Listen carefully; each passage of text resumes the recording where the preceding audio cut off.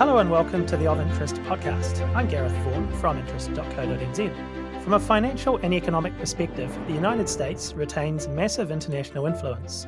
Its economy is the world's biggest, its share markets and bond markets the world's deepest, and the US Federal Reserve is far and away the world's most influential central bank.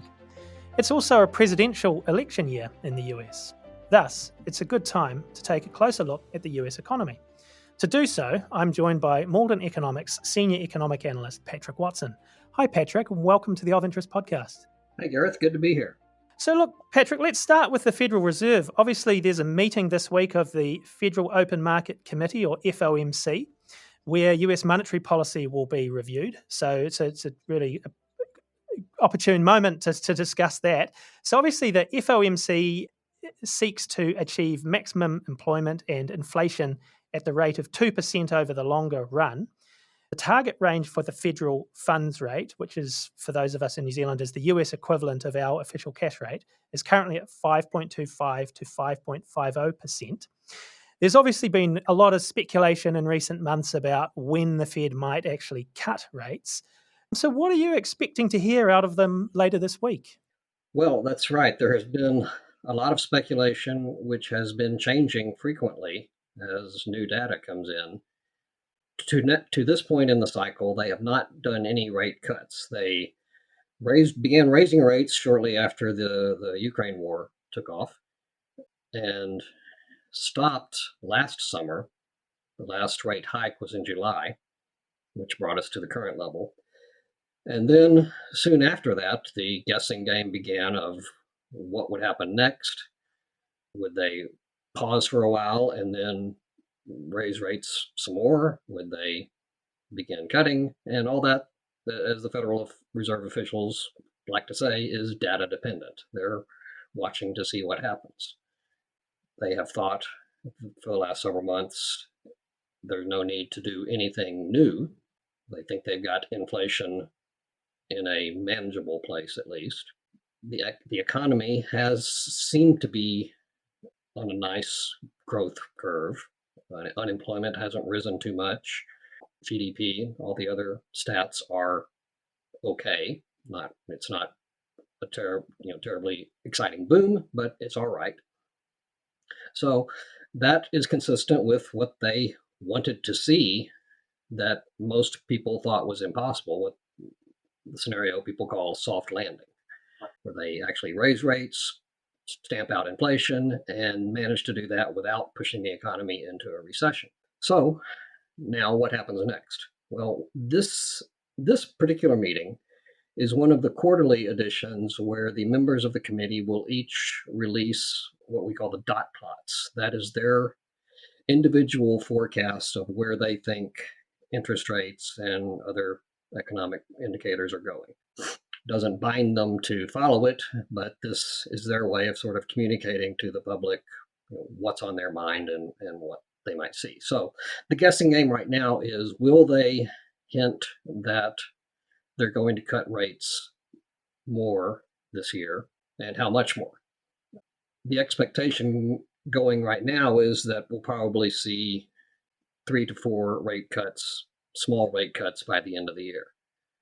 My personal forecast is that's probably aggressive. The recent inflation data has not been as soft as they'd like it to be.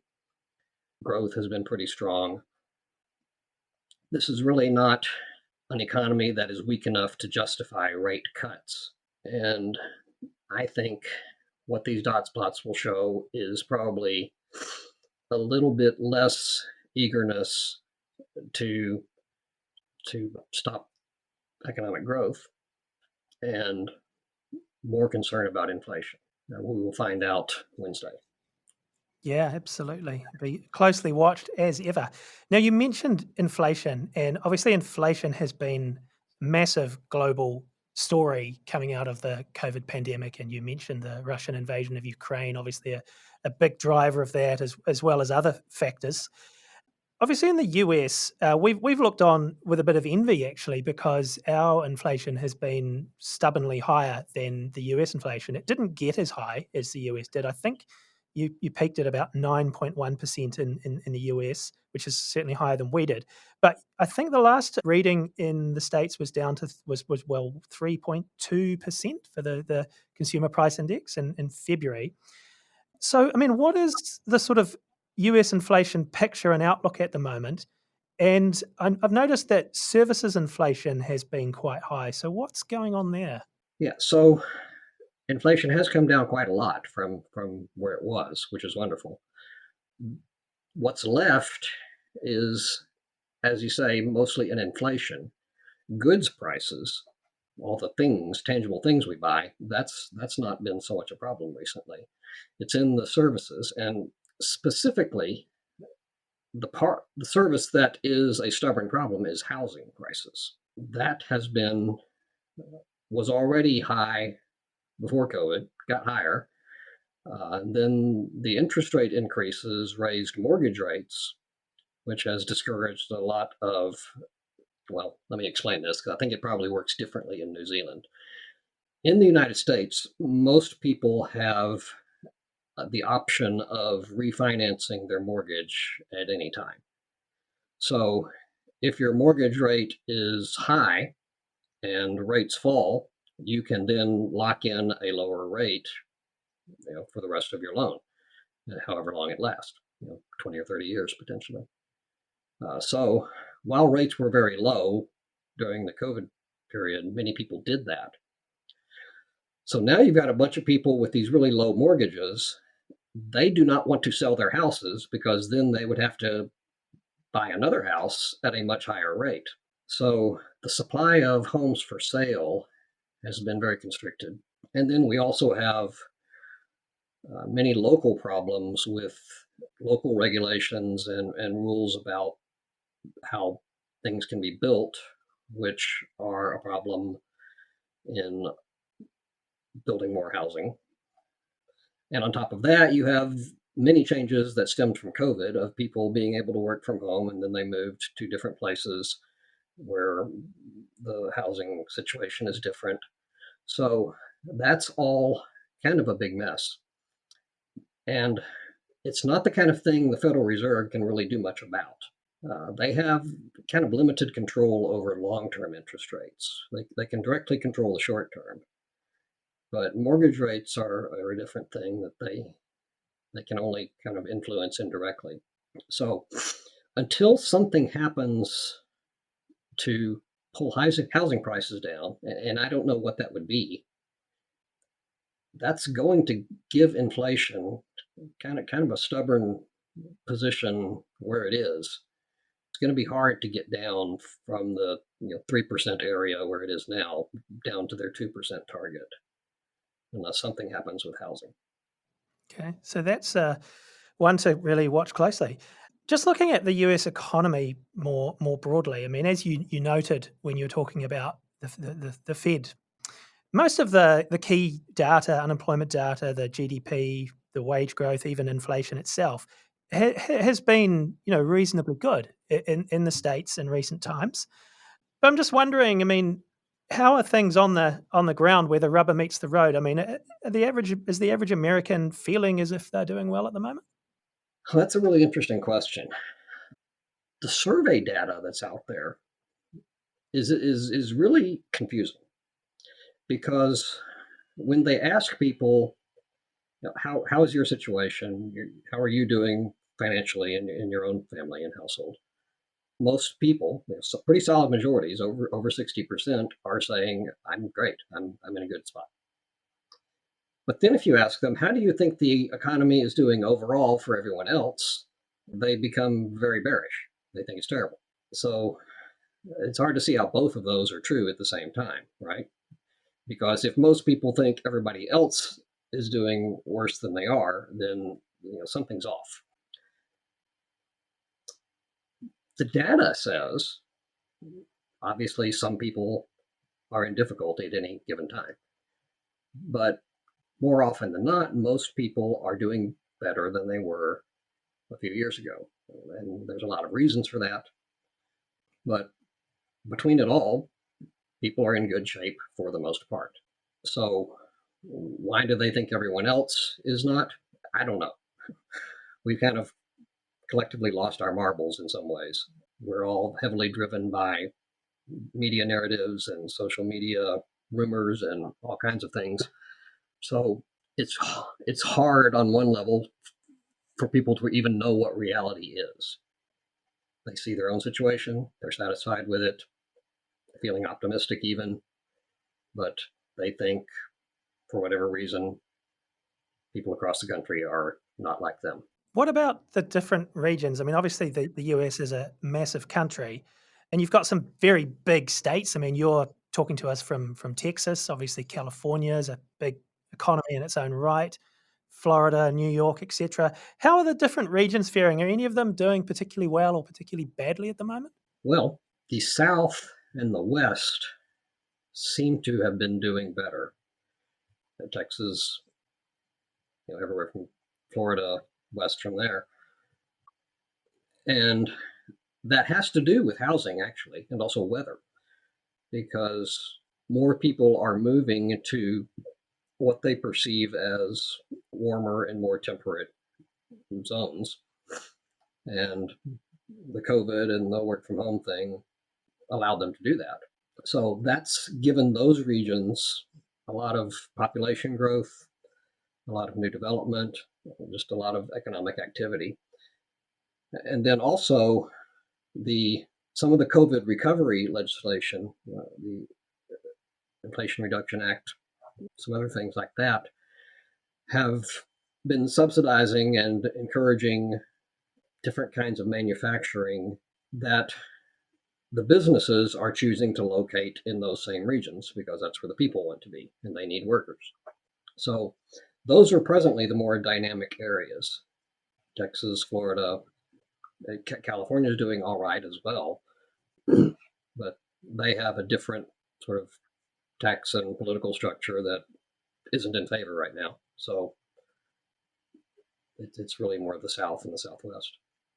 The US stock markets have been booming. I saw a Bloomberg story last week saying the S&P 500 had reached record highs 17 times this year. And of course, having immediately looked at that, I see now that it ended last week lower. So obviously, share markets rise and they drop. But it does appear that it has been performing strongly overall. And there's been some talk about bubbles or a bubble forming. What's really driving the stock markets at the moment, and are there actually any real concerns around a bubble forming? It is doing well. It has been this year particularly excited about technology and artificial intelligence and the companies that are deeply involved in that. The big stock story right now is NVIDIA, which makes the chips that go into a lot of the AI systems. Microsoft, Apple, Google. So that has kind of gone bananas, to use a technical term there. Those stocks are accounting for a large part of the overall market gains. You've got a lot of smaller stocks that are doing well, but nowhere near what this handful at the top are. That's not really a healthy situation in the long run. The optimistic way to look at it is that what we'll see is these big names, they call them the Mag 7, Magnificent Seven is the term people are using. If they can sort of calm down, that might allow some of the investment interest to go to the rest of the market, pull it up, and everything sort of stay on this nice upward slope. It's also heavily driven by liquidity, and that has to do with interest rates. So Wall Street people are very interested in seeing the Federal Reserve cut rates, which may or may not happen. Rate cuts would probably help, but for the moment, it's doing pretty well even without them. Yeah, I mean, in terms of NVIDIA, I note that they have a big AI conference this week, which some people are referring to as the AI Woodstock. So there's certainly a lot of interest and hype around AI, as you say. Now, another area that I think is really interesting, and you've been writing about it, is the labour market. So you've talked about a shortage of workers. I mean, this has been a bit of a theme coming out of COVID, I think, worldwide. But What's particularly behind this in the US? What is going on in the labor market? Well, first, I think it's not just a U.S. thing. It is happening in most of the developed world to varying degrees. And it goes back even before COVID, just because there was a post-war baby boom in many countries. And you had this big population bulge of people born between roughly 1945 and the early 1960s. They are now reaching retirement age. And meanwhile, the generations that followed them have not had as many children. So we have this imbalance where there's an excess of older people and a shortage of younger people. And that is widening further. And another new thing is that people are living longer in their retirement. So, which is great. It's wonderful. We all get to live longer. We have better health care and so on. But what that's causing is you have large numbers of people who are leaving the labor force, but they're remaining consumers. So they continue to, as they retire, they go on vacations, they go to restaurants, they get haircuts, and as they grow older, then they start moving into nursing homes. All this is a lot of demand in the economy for different kinds of services, all of which need workers to provide them.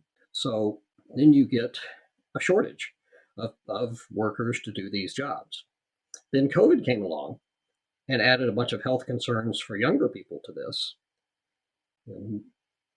We don't have really good numbers on this, but it appears that a lot of even younger people have this long COVID syndrome where they're sort of chronically sick and often unable to work, or they have someone sick in the family that they've got to take care of.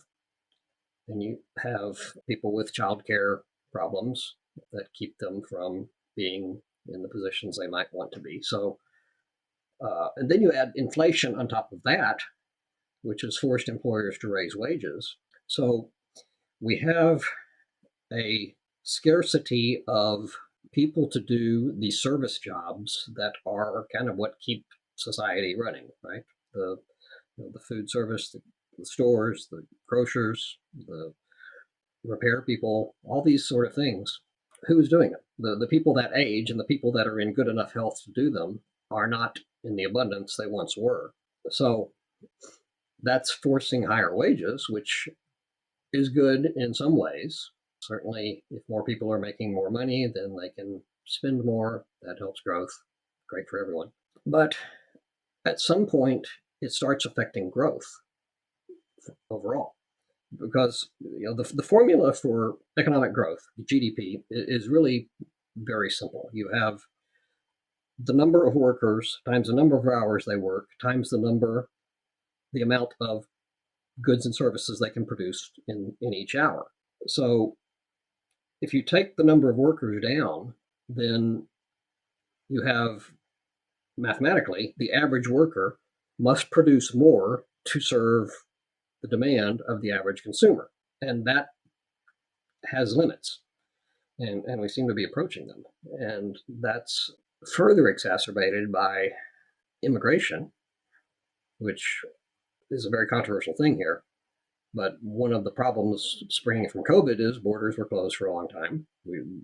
Workers didn't enter the country in the numbers they normally would. So now they're not here, and they're not able to contribute in the ways they would have, and there's not really anyone to replace them. So that's a further complication. So, and I don't really know how we resolve that. What we need is to raise productivity on an individual level, and things like AI can help with that.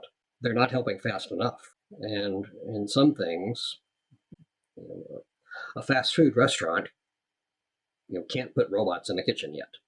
Maybe that's coming, but it's not here now. It's not going to be here in the next few years. So this is kind of forcing all kinds of changes on us that no one really has a good grip on. You referred earlier to the Inflation Reduction Act. Now, this is fascinating. It's been something I've been looking at for a while, and I'm really keen to have a bit of a chat about that with you as well. So, obviously, this was signed into law by President Joe Biden back in August 2022. It's a very wide ranging and influential piece of legislation and authorizes billions of dollars of new government spending. I recently came across a Financial Times film on it, which has the title of How Biden's Inflation Reduction Act Changed the World, which is a really interesting title, but it's obviously very influential. And it says in the film that the Inflation Reduction Act is designed to decarbonize the US economy, reshore supply chains, and break dependence on China. So, I mean, those are some pretty major steps, but I think there's other aspects to it as well. So, I'd be really interested to hear from you. How's the Inflation Reduction Act changing the US economy and influencing its role in the world? Yeah, you're right. It is a enormous, sprawling piece of legislation with a lot of different moving parts to it. So it's hard to answer that briefly. But a big part of it is the decarbonization, various sorts of green energy programs. There's a bunch of new subsidies for both households to put solar panels on their roof, that kind of thing, but also big utility scale projects. So here in Texas, for instance, even before then, solar and wind were becoming a major energy source here, which is surprising in a sense because Texas is an oil country, right? That's what we're famous for. But we now, on some days, we're to the point where half of our electricity is coming from these various green sources, which is wonderful. It's certainly helping the atmosphere, I think. But the Energy Reduction Act is encouraging a lot of that. It's encouraging electric vehicles, and of course, we have Tesla here in the United States, which their headquarters is now here in Austin, where I live. So there's more of that, and it's not just Tesla anymore. Now, all the other major manufacturers are trying to make electric vehicles and sell them, and there's tax benefits for people who buy them. But those require a whole new kind of manufacturing infrastructure, right? It's not just a matter of making a new kind of vehicle in the same old factory where they used to make gasoline vehicles. So all that has to be built, and it's causing a lot of economic activity and growth in the places where that's happening. And these are very chip intensive products in many cases. So there's a lot of activity happening in semiconductors, and that gets into a whole other topic of China and trade. As sort of the other goal of all this from the United States perspective is to be less dependent on China for our technology goods. And from the Chinese perspective, I think they probably want the same thing, to be less dependent on the US for our software and other things. So I think on both sides of the Pacific, you have both those countries working very hard to develop the kind of manufacturing capacity they haven't presently had. So that's moving very quickly, and it's not something 5 years ago anyone really foresaw. But yeah, it's having a giant impact. I guess it's a bit of a deglobalization sort of push as well, perhaps, based on what you're Well, talking yeah, about. and that again, that's something that's happening now. That was already happening before COVID. That COVID intensified, right? Accelerated. If you have The whole point of globalization was really wage arbitrage, to be able to build your products in a place where the workers made less money. So, the United States, all our sort of routine manufacturing was done in China and Vietnam, mostly in Asia, by people who made much less money than American workers. And the stuff was shipped here, and we all buy it. But as manufacturing becomes more sophisticated, and as the workers in those places prosper and make more money, that difference shrinks. So the incentive to locate your manufacturing elsewhere diminishes. So then you add the sort of geopolitical concerns and the health concerns and just the scare that went into a lot of companies here in the US that had very finely tuned supply chains of getting their components from China, having it flown over or shipped over very quickly, and they weren't keeping much in on hand here, right? So, and then that all got disrupted by COVID, and they said, no, we can't allow this to happen again. So they are very interested in developing domestic sources for the various things they need. So that's happening as well. So yeah, it is deglobalization. And I think it's going to continue. It's it's a slow process, but just the incentives that caused globalization are changing, and so it's going to change too. I mentioned in my introduction at the beginning that obviously it's a presidential election year, and interestingly, one of the few things that Democrats and Republicans seem to be able to agree on these days is a sort of tough on China policy. But in terms of I guess the key economic battleground as that presidential election approaches in November, probably featuring Joe Biden, the incumbent, and his predecessor Donald Trump again. What do you think those key battleground areas in terms of economic issues will be? Yeah, that's a interesting and difficult question because, as I said earlier, people have begun living in their own realities. There's not a great deal of agreement on whether the economy is even good or bad. So it's hard to know what you would do about it or what sort of changes would be desirable for any given person, right? So the on the Trump side, they have not really announced a great deal of specific policy. So that's kind of a mystery. We know what the Biden administration has done and says they will do. People can like it or not like it, but they at least know. So what we do know from the Republican Trump side is he wants to further restrict immigration. He will probably resume the various trade war and tariff measures that he was doing last time, and possibly more aggressively. I think just last week he was talking about 100% tariffs on imported cars, which there's concern on that side of Chinese EV manufacturers building factories in Mexico that would then come to be sent to the United States as competition for U.S. companies. So there would probably be more of that, and that is inflationary if you actually do those things rather than just talk about them. Import tariffs raise prices for consumers. Reduced immigration means fewer workers, which means higher wages, which means higher prices for all the things those workers would be making or selling. So that's kind of where it stands. I don't think anyone really knows. If you ask Democrats, they mostly say the economy is fantastic. If you ask Republicans, they say the economy is terrible. I think it's somewhere in between.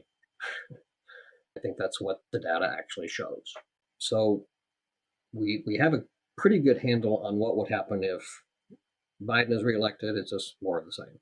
So if you don't like that, then that's not what you're going to vote for. But again, the difficulty is people aren't operating from reality. People are operating from their own predispositions, what they think is happening. So that makes it hard to predict. Yeah, absolutely. I think we certainly live in interesting times, perhaps a little bit too interesting sometimes. Look, yes. Patrick, thanks so much for that. That's Patrick Watson, who is Senior Economic Analyst at Malden Economics. And I'm Gareth Vaughan from interest.co.nz with another episode of our Of Interest podcast.